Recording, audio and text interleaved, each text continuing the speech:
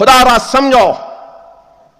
سمجھو، اپنے زندگیوں میں اصلاح کرو، اپنے محسنوں کو پہچانو، حق ادا کرنے والوں کو پہچانو، سچوں کو پہچانو، جھوٹوں کو پہچانو، عیاری و مکاری کرنے والوں کو پہچانو، اور دعا کرو کہ اللہ، حضرت علی کا قول ہے کہ حضرت علی کہتے تھے کہ دعا کرو کہ اللہ اس کے شر سے محفوظ رکھے جس پر تم نے احسان کیا ہے،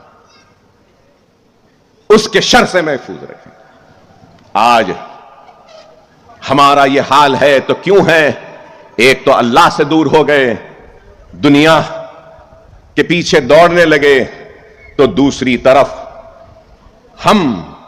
ہمارا حال یہ ہے کہ حسد ایک آگے بڑھ رہا ہے تو اس کی بڑھتی ہوئی کامیابی ہم کو حاسد بناتی ہے، ایک ترقی کر رہا ہے تو اس کی ترقی میں بھی ہم کو حسد، اس کی کامیابی میں بھی حسد، اس کی دولت میں بھی حسد، اس کی صحت میں بھی حسد، اس کے حسن میں بھی حسد، اس کی کامیابی میں بھی حسد۔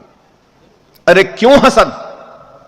ارے ایسے بنو کہ اپنے ایک بھائی کی کامیابی کو دیکھ کر خوش ہو اور اللہ سے دعا کرو کہ اللہ اس کو اور کامیابی دے۔ اب یہاں بیٹھا ہے عاطف نوجوان، اللہ ترقی دے رہا ہے، میں اللہ سے دعا کرتا ہوں کہ اللہ اس کو اور ترقی دے، اور ترقی دے، اور دولت دے، اور دولت دے۔ یہاں بیٹھے جو بھی لوگ ہیں جو نیک ہے، قابل ہے، کامیاب ہے، ان سب کے لیے بھی میری دعا ہے کہ اللہ آپ کو اور کامیابی دے، اور ترقی دے، اور خوشحال بنائے، آپ کے گھروں میں اور برکت دے۔ یہ ہونا ہے۔ لیکن آج ہر کسی کو بس کھینچنا ہے، نیچے لانا ہے۔ خدا را حالات کو دیکھو، دنیا کو دیکھو کہ اللہ آج کیسا کام لے رہا ہے۔ نہ ہتھیار ہے، نہ سامان ہے، نہ بم ہے، نہ گولی ہے، نہ بندوق ہے، نہتہ ہے، لیکن میرا فلسطینی بھائی کہ ایمان کی حرارت ہے کہ سر میں گولی لگی، سر پھٹ گیا، ارے سینے میں گولی لگی، سینہ ختم ہو گیا، 1 گھنٹے تک خائف ہے، قریب نہیں جاتے، سمجھے کہ مر گیا۔ تو ایمان کی حرارت دیکھو کہ ڈرون ہے تو ایک لکڑی پھینکتا ہے اس حالت میں بھی کہ سانسیں نہیں ہے لیکن ایمان مضبوط ہے۔ ارے یہ ایمان ہے۔ اللہ نہتے کمزور فلسطینیوں کی حفاظت کر۔ میں دعا کرتا ہوں کہ اللہ بیت المقدس کی حفاظت کرے، اللہ فلسطینیوں کی حفاظت کرے۔ بھوکے ہیں، اے اللہ یہ بھوکے ہیں مولا، تو ان کی حفاظت فرما۔ اے اللہ یہ پیاسے ہیں مولا، تو ان کی حفاظت فرما۔ اے اللہ تو اپنے آسمان سے فرشتوں کو بھیج کر ان کی حفاظت فرما۔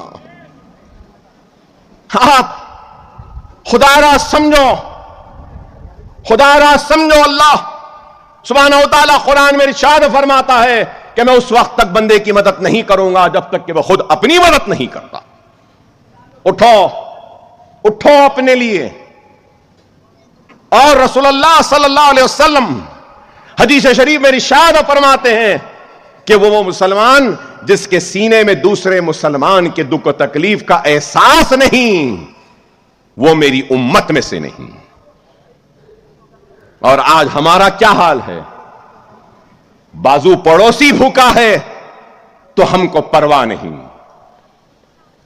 ہمارا جاننے والا پریشان ہے تو ہم کو فکر نہیں، ہمارا ایک بھائی مصیبت میں ہے تو ہم کو فکر نہیں۔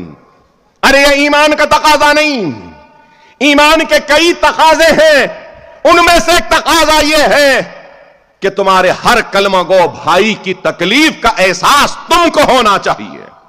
یہ بھی ایمان کا تقاضا۔ خدا را سمجھو، حالات کی نزاکت کو سمجھو۔ اگر ہم اپنے زندگیوں میں اصلاح نہیں لائیں گے، تبدیلی نہیں لائیں گے، تو پھر ہم کچھ نہیں کر سکتے. آج ہم کو، میں بار بار کہتا ہوں، اللہ نے دولت سے نوازا ہے جن کو، ان کو چاہیے کہ وہ آگے بڑھ کر خیر کا کام کرے، اور خیر کا کام دنیا کی رضا کے لیے نہیں، اللہ کی رضا کے لیے اور رسول اللہ صلی اللہ علیہ وسلم کی خوشی کے لیے اور اپنی آخرت کے لیے کرو.